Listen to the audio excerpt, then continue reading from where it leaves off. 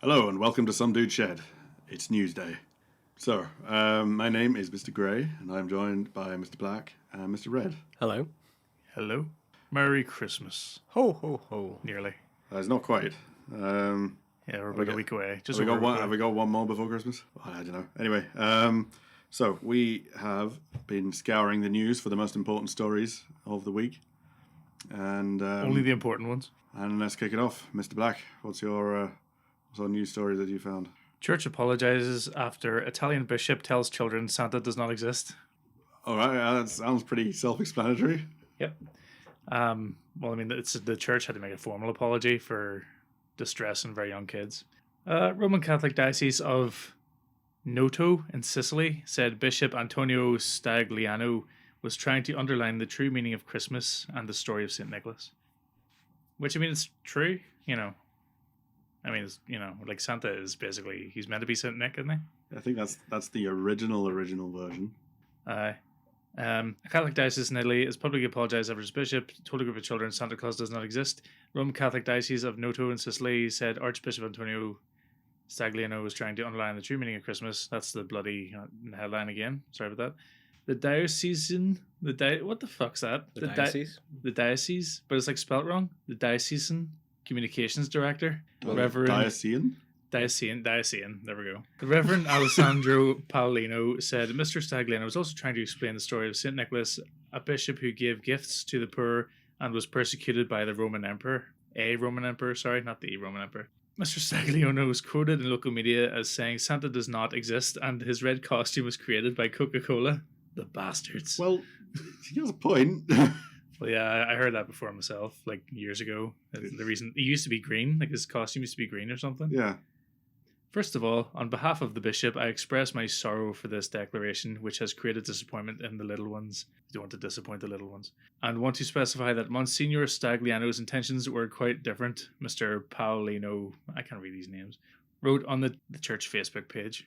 We certainly must not demolish the imagination of children, but draw good examples from it that are positive for life. So Santa Claus is an effective image to convey the importance of giving generously, sharing, but when this image loses its meaning, you see Santa Claus, aka consumerism. The desire to own, buy, and buy again, then you have to revalue it by giving it a new meaning. However, Sicilian parents appear to not buy the apology, while several welcome the bishop's attempt to focus on the Catholic meaning of Christmas. Whoa. Hold on, this is in Sicily. Oh yeah. My goodness. You guys got a death wish. Carry on. Yeah, exactly. You don't really want to upset Sicilian families, you know what I mean? No. But that's, I mean, in Italy, the church is like, I mean, everyone is basically super religious there, aren't they? Like, it's a super religious country, Italy. They're a good bit more religious than here, anyway. It's literally where the Pope lives. Yeah. Yeah, this place is more about sectarianism than religion. It's not about what you believe, it's just the differences in it. I can't believe it's not butter. While several welcome the bishop's attempt to focus on the Catholic meaning of Christmas, others criticize the bishop for interfering with family traditions and celebrations. Some says he had crushed the spirits of children 2 weeks before Christmas. You are the demonstration that, when it comes to families, children, and family education, you don't understand a thing, wrote one commenter, Mary Avola. So, what an idiot. Of course Santa's real. Well, I don't know. Is he not like one of those things, you know, like ghosts and UFOs? There's only really hazy pictures of them. Don't drama about it. He comes every year, so... Yeah, he does leave evidence behind every year. Yep. There's nothing wrong with a old guy breaking into your house at the middle of the night. The cookies, leaving presents for your kids. Every year without fail, the cookies are gone. The carrot is half eaten outside, and he's drank all the milk. It's no wonder he's quite a big guy, you know. I mean, if everybody's leaving him cookies. A lot of milk. There you go. Who's next? I'll go next. All right, go ahead. My article is from the Click Orlando. Do you know the tale of Florida Man and his ongoing exploits? The legend. Yes. Well, it continues here. Of course. What do you mean here? Florida. I thought you meant here. Here is in Northern Ireland. Just in the story. It continues. Ah. Florida Man uses flamethrower to settle parking dispute. Place it. Go on. I'm trying to work it out in my head. Andre Abrams, 57, of Gainesville, faces 3 counts of felony aggravated assault with a deadly weapon. Like a proper flamethrower? Or like So I guess one of those ones to fix roofs, and the way they like torch the roof to melt the Tin of deodorant and a lighter. stuff on it. Gainesville, Florida. A Florida man angry over his neighbor's parking habits sprayed fire from a commercial flamethrower toward a car with 3 teenagers inside. Police said no one was hurt. Andre Abrams, 57, of Gainesville, is facing 3 counts of felony aggravated assault with a deadly weapon without intending to kill, according to court records. He posted a $15,000 bail last week and is awaiting a decision whether prosecutors will formally file criminal charges. What bill? Gainesville. Gainesville? Gainesville? Gainesville. Gainesville? I thought you said Gamesville for a second. It's like, is this just GTA or something? No, Gainesville, as in like, those muscle gains. Alright. It's just one giant gym. So nobody got hurt then. Nobody got hurt. The mother of one of the teenagers, Ashley Gainley. Gainley in Gainesville. Actually, sorry, Ashley Gainey. It's not even Gainley, it's Gainey. Said Abrams frequently sprayed the flamethrower to scare off guests at her home. Gainley's daughter, Natalia, spelled in a way I've never seen spelled before, Baker, 16, fled the car with her friends as Abrams continued to spray flames toward them, said police. When he shoots it, this is a quote, when he shoots it, it lights up the whole road, Gainey said. It's like, this is a quote, it's like it's daylight outside.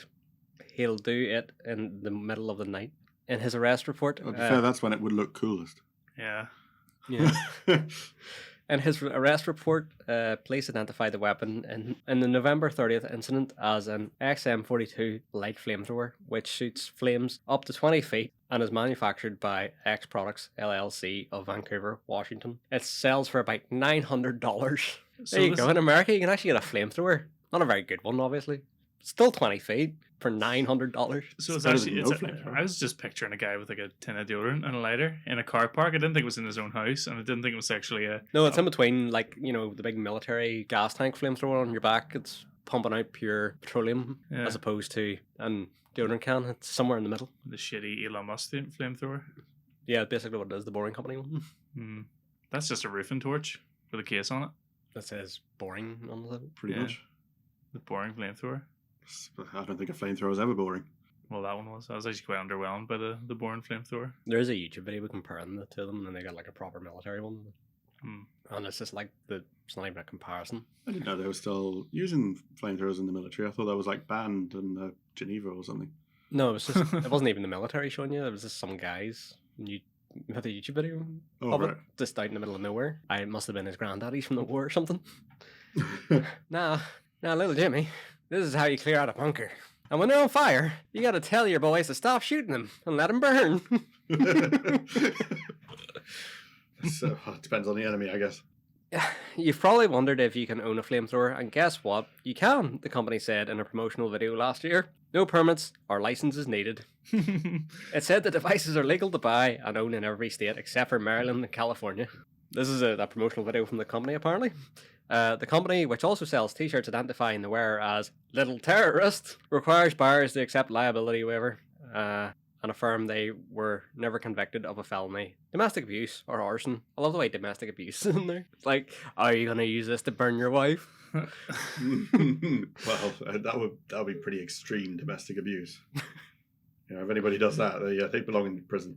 I mean, the arson one does make sense. The arson one makes sense, yes. Are you a paramaniac? Abrams was twice convicted of misdemeanor domestic battery after arrests in 2002 and 2004. It wasn't clear whether police had seized the flamethrower. Well, surely it's evidence in the assault charge. Yeah, like that's the weapon that was used. Yeah. Abrams said in a brief phone interview that he could not discuss the case without consulting an attorney over fears of being evicted from his home by the local housing authority. Alcalucha? I have no idea what that says. County Circuit Judge mentioned T. Rawls formally approved his request for a public defender, according to the court records filed Tuesday. In the US, there's no federal laws regulating the sale of flamethrowers, which are not considered firearms. A congressman in New York introduced a restrictive bill called Flamethrowers Really? In 2019, but the measures didn't pass. Florida outlaws the manufacturing or sale of shotgun shells called Dragon's Breath that mimic flamethrowers by shooting a flame or fireball. That sounds less dangerous than a conventional shotgun shell. No. No, it is literally just a shotgun shell, but they mix it with some chemical or Yeah. I can't explain it precisely, but basically whatever's put in the shell with the ball bearings just ignites All right. at the same time, so it just gives So it there are still ball bearings. Yeah, there's still ball bearings in it. It just gives it a flame effect. Oh, fun. The Dragon's Breath rounds I saw, like there was a guy shooting a mannequin, and he shoots the mannequin, but then the mannequin, like the flame just starts, like inside the mannequin. So I don't know whether maybe it's a different type, but the one I saw, it catches fire after it hits the target. So I don't know, maybe it's like a chemical reaction just keeps happening, it just keeps the fire going. Well, I imagine it's whatever the chemical is, or in the shotgun shells is projected out with the ball bearings, and then it sticks to the target on top of the ball bearings hitting you. Yeah. So lovely. Is there a real world practical application for using a flamethrower besides burning somebody? I mean, like, is there? I think so. I've seen guys fixing roofs with flamethrowers. Nobody mean like a proper big ass flamethrower, like Or 20-foot flames, bees. probably forestation burning, things like that. If you're burning, farmers burning fields, if you had to do a large amount of it. Or like take clearing out bees' nests, I suppose. And Nah, not bees nests. I can Well, imagine you in like the big thing they were making about the Amazon. I can imagine them having to use to burn away old shrubbery and things. Large amounts of it at a time. Maybe, I don't know. Possibly. to prevent forest fires. Well, there's always. Well, no, it's to break to prevent widespread fires, to break up the Well, there's area. bound to be somebody out there who knows. So if anybody's listening who knows how to use a flamethrower and knows where it would be useful, please let us know. We're very curious and we'd love to get our hands on one. We just need a good excuse. If you want to bring it here and demonstrate, that'd be nice. Abrams acknowledged that the incident stemmed from a long-running dispute over parking with neighbouring family. Police said he admitted to shooting the flamethrower towards the vehicle, but denies targeting the teens. He just didn't see them in the car while they're screaming for help. Well, it's winter and it's cold, so he's just warming them up. Here, let me warm you up. That's why I bought it. Like a frost in your car.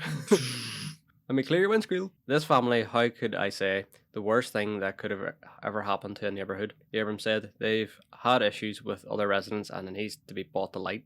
I think the worst thing that could ever happen to a neighbourhood is Michael Myers. Imagine Michael Myers if he had a flamethrower.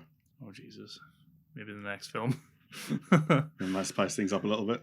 The driver of the parked car, Amory Singleton, told police she and her two passengers saw Abrams approach them with a flamethrower and began spraying fire. Police said flames came within 5 feet of the vehicle as they escaped using the passenger side door.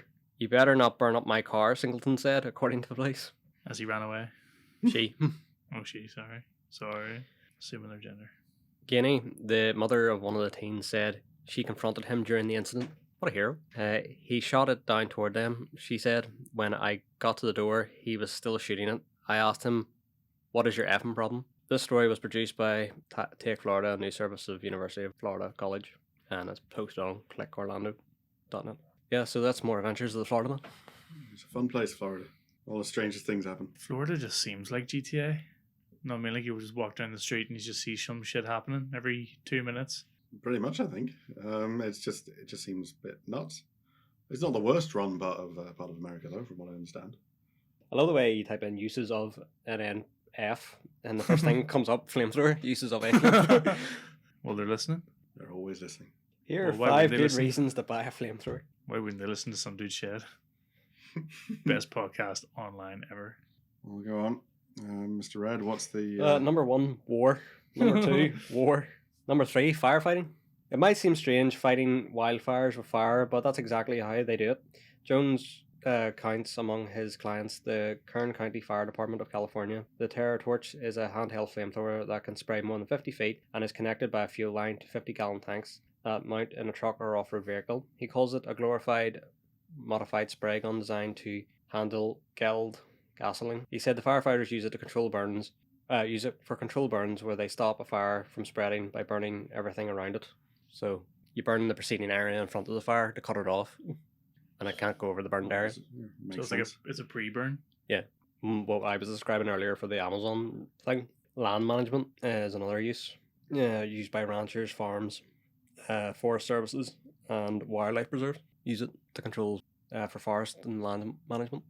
And lastly, fun. It So it does have other uses other than just killing. does have its uses. What about yourself? Well, moving on, my story. Basically, an employee in Thailand has blew up an oil warehouse because she was angry at her boss. Now, did you have a flamethrower? They're really useful for things like that. It doesn't say, but yeah, as simply put, she lit a fire in the. She lit a fire with just a lighter and a piece of paper, but it was an oil warehouse, so it went poof. You know. How many did it say how many people were killed? Because I find it hard to imagine nobody would die in that. Well, I just picture she lights it, just woof, she gets blown back about 1,000 feet. Well, that's actually a good point. She lit it. How's she still alive? I guess it didn't. It doesn't look like it exploded. It just looks like it was a slow burner. It did. Nobody died, or at least it doesn't say anybody died. But it caused 40 million baht worth of damage, which is about 900,000 pounds.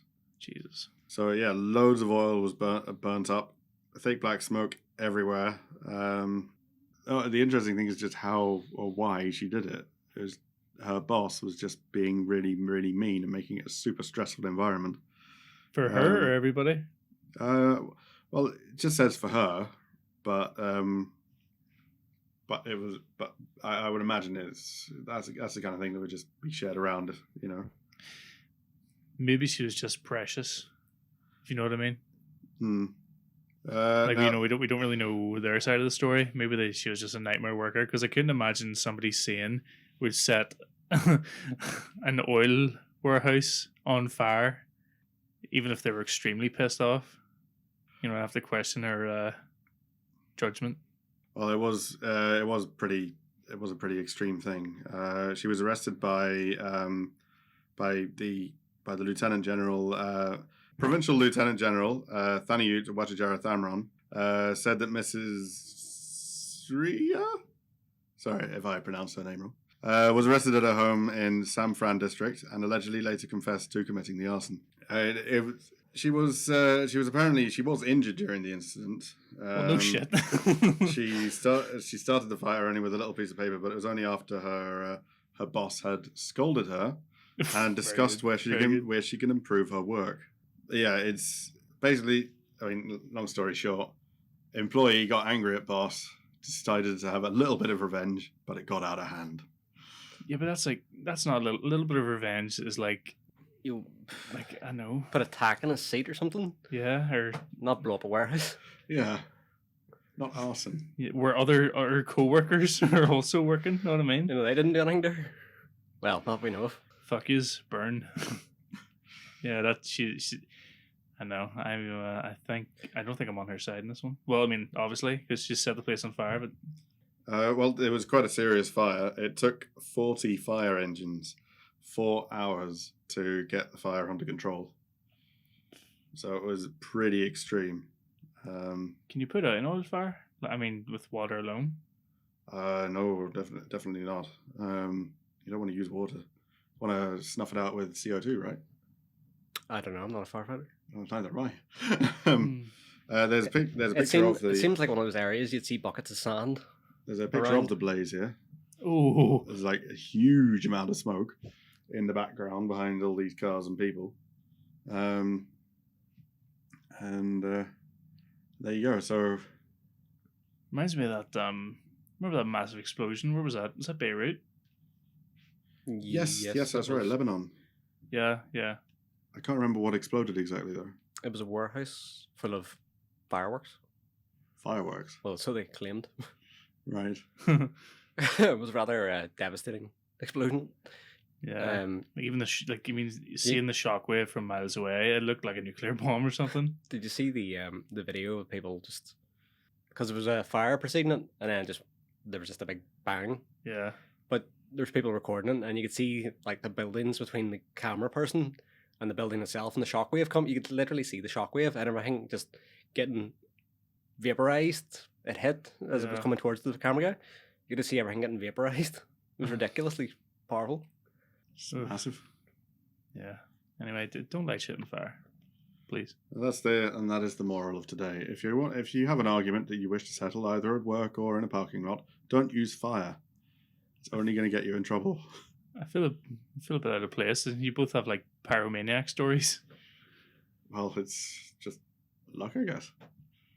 Well, there you go. And on that note, that's the end of the news. Until next week. Till next time. Bye-bye. Bye.